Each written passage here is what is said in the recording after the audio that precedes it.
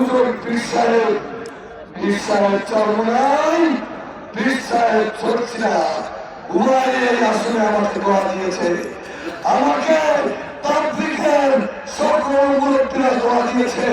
মুসলিম ভাইরা যারা কোরআন হাদিসকে বিকৃত করে এই দেশে রাষ্ট্র ক্ষমতায় বিক্রি বসতে চায়, তাদের বিরুদ্ধে লড়াই করা মুসলমানের ইমানি কর্তব্য। ঠিক কিনা?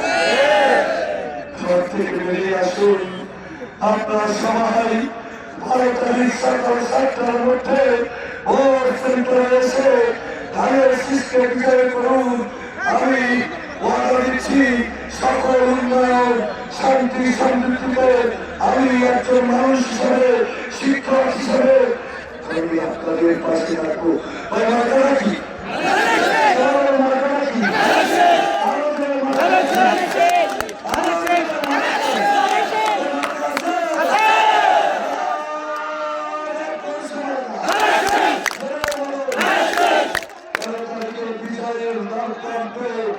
বিজয় শেষে আপনাদের সাথে দেখা হবে।